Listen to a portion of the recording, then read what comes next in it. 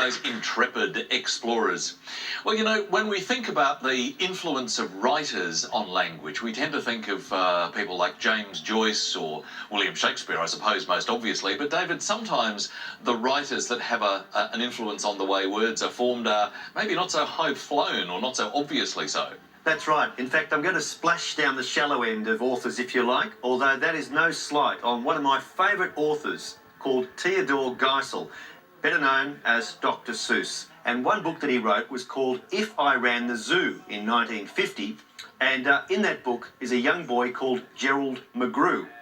And he was a little jaded by all the orthodox animals in the zoo, and he wished to release them and actually import more exotic animals, including a lion with 10 feet, a creature called a preep, a creature called a prue, there was an itkutch, there was a nurgle, there was a nerd, and I think there was a seersucker as well. He actually had a creature called a nerd. He did have a creature called a nerd, and quite conceivably, in fact, popular theory has it, that Seuss coined the word nerd and has given us that misfit that we have now in our language. However, there is also a theory afoot that says nert, N-E-R-T, which is was slang back in the 50s for a nut or a loony, is also the link from nert to nerd. But I much prefer the story about Gerald McGrew, Theodore Geisel, and a certain zoo. I think so. I think the Seussian derivation is the one we should go for. Thank you, David. Thank you. So, Rob is on 6 points at the moment. Ollie is on 20 as we're heading into our next letters game for tonight. And this time, Rob, what would you like? Lily, can I have a consonant, please? You can, thank you, Rob. N. And another consonant? B. And a vowel, please, Lily. E. And another vowel? O. And another vowel, please. A. And a consonant, please. S. Another consonant? T. Another vowel? E. And a final consonant, thank you. And last letter, N. I'll start the clock.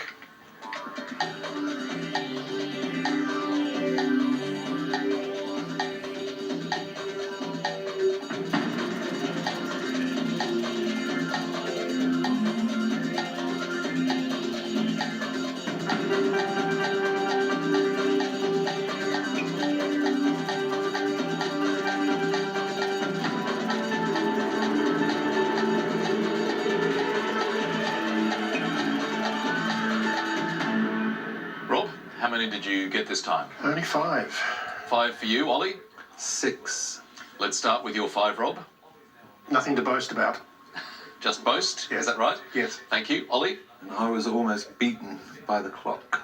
I'm feeling a little redundant here. We've got contestants doing their own shtick, and very well. Unfortunately, Rob, you have been beaten by a 6-letter word to your 5. But interestingly, after that little bit of riff from Dr. Seuss, there is sonnet there. And it may surprise viewers to learn that Dr. Seuss wrote in a thing called anapestic tetrameter.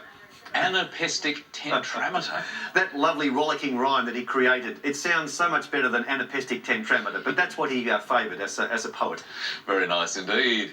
And 6 very good points for Ollie in that round. I think we should move straight on to our 4th letters game for tonight. And Ollie, what would you like this time? You've been very consistent with your pattern. Yeah, let's change it up a bit, shall we, Lily? I'll have a vowel, please. Thanks, Ollie. Well, you confuse us all now. Radical. A. I'm probably confused myself. I'll have another vowel, please. U. And another one, please. E. And another one, please. I. And a consonant, please. B. And another consonant, please. R. And another consonant, please. P. And another consonant, please. L. And another consonant, please. Finally, H. Thank you, Lily. And here's the clock.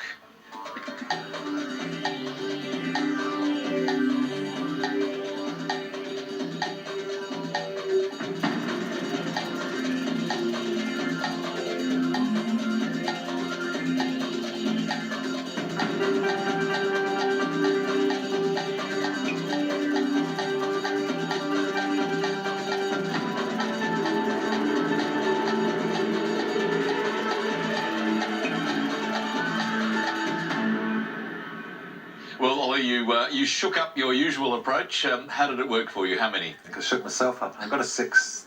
6 for you. Rob?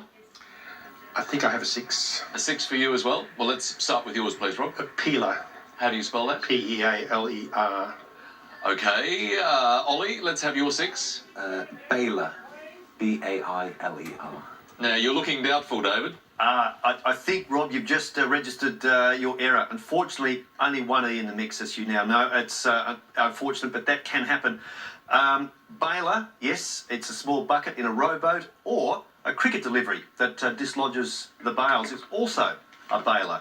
I found haulier. That's a 7, Haulier, which I suppose is a fancy word for truckie, essentially, someone who hauls freight. Very nice work. So, 6 points in that round to Ollie. Rob's on 6. Ollie now, 32.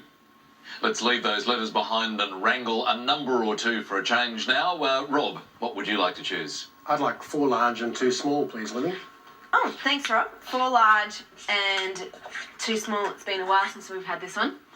Our numbers are 9, 4, and the 4 large, 25, 100, 50 and 75.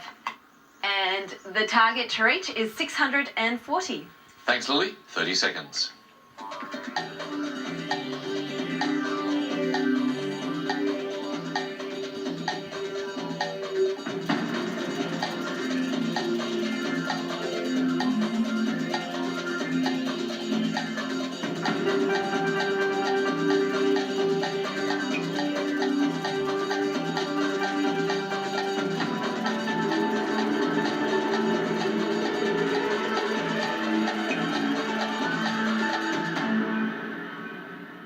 So, Rob, what did you get? 638, I think. 2 off the target. Ollie, what about you? 646. 646, bit further away. So, Rob, your method, please. Wish me luck, but 9 times We wish you 75. luck. We wish you 9 luck. times 75 9 by 75, should be 675. 675. Minus 50 Minus 50 is 625. plus 13, which is 9 plus 4. Plus 13, 9 plus 4 is 836. Oh, I think you may have used the 9 twice, Rob.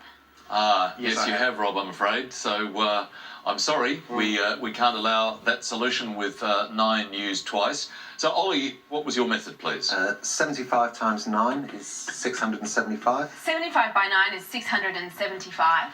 Minus the 25. Minus the 25 And is... minus the 4 is Yeah. 646. Yeah, minus the 4 is 646. So, well done, Ollie. Lily, did you get the answer? I couldn't get there. A very tough one. Sometimes there just aren't answers in that time. Thanks anyway, Lily. But Ollie got reasonably close, and that means that he scored 5 points. So scores at the moment stand. Rob is on 6. Ollie is now on 37. Let's take another brief break, but before we do, of course, a word mix for you. This time it's more slob. And your clue, undergarments worn by flowers. See you in a while.